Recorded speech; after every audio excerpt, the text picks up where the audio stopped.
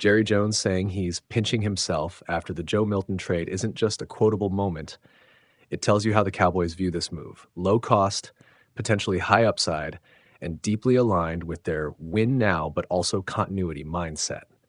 Milton's first unofficial showing, 17 of 29, 143 yards, a TD, and 5 carries for 22 yards, won't make highlight reels, but it's exactly the kind of tape you want to see from a backup who's supposed to give you stability and upside without breaking the roster or the bank. Here's a compact breakdown of what this means for Dallas, what to watch next, and why the trade matters beyond the box score. Why the trade makes sense right now. The Cowboys are built around a clear present tense objective: maximize Dak Prescott's window while protecting the team against catastrophic injury. That requires a backup who can manage the offense, take 4 quarters if needed, and ideally flash enough upside that the coaching staff doesn't immediately panic if he takes over for several games. Joe Milton fits that profile as a reclamation development type. Not an elite prospect with sky-high guarantee money, but someone with arm strength, mobility, and enough experience to be functional. Jones' enthusiasm signals that the front office thinks Milton's upside exceeds what they gave up, a mid-round pick, and that his ceiling could be an NFL starter in the right environment. Roster and schematics. Where Milton fits. Milton projects as Dak's primary relief and short-term fill-in. That's important. The coaching staff will expect him to run the same core concepts Prescott runs: rhythm passing, play action, RPO reads, and short to intermediate timing routes. His 5 carries for 22 yards in the preseason look encouraging because mobility is a huge help for a backup. It allows play extension and gives coaches flexibility in designing low-risk game plans to protect a thin passing attack. Will Grier as QB3 is still relevant. He's the veteran emergency option, but Milton is the guy they'll test first if Dak misses time. That creates a clear pecking order: Dak, Milton, Grier. Short-term implications for practice and game planning. 2 immediate practical effects. 1, Milton will start getting first and second team reps in short order, which accelerates his learning curve and gives coaches more film to evaluate. 2, the offense can keep a more consistent identity in Midland. Coaches won't be forced to simplify dramatically if he's competent. For Prescott, that's a relief. Knowing a competent understudy reduces pressure to rush back from minor injuries. For coordinators, it allows more aggressive in-game decision-making instead of conservative, protect-the-lead play calls because of backup concerns. What to watch in the next few weeks. 1.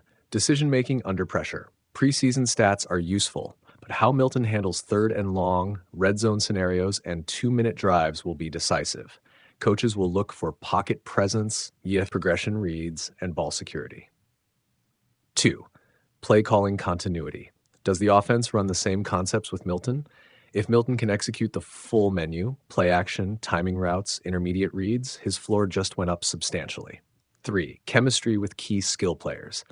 Timing with starters, if when he gets reps with them, and his rapport with the OL and RBs will be monitored closely.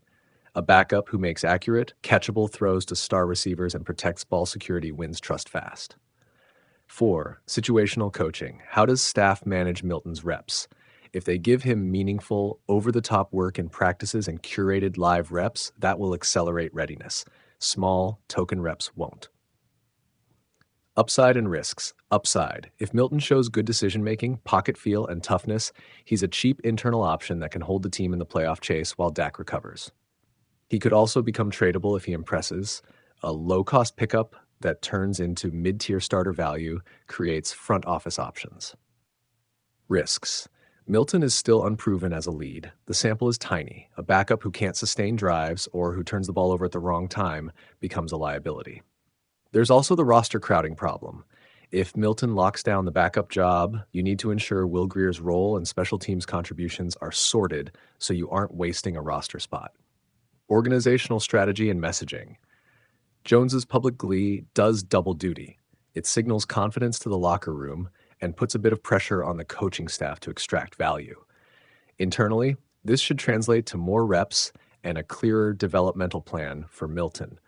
Externally, it sends a message to the league that Dallas is proactive and willing to flip mid-round capital for now-ready players. That's a template we've seen in other contending franchises.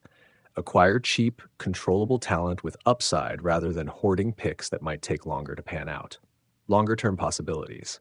If Milton thrives, Dallas has multiple levers.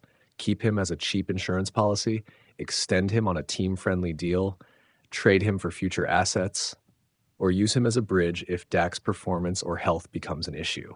If he struggles, the Cowboys still have the flexibility to search the market or elevate Greer. The real win here is the low downside of the transaction. A mid-round pick for a potentially useful backup is a manageable gamble for a team in contention.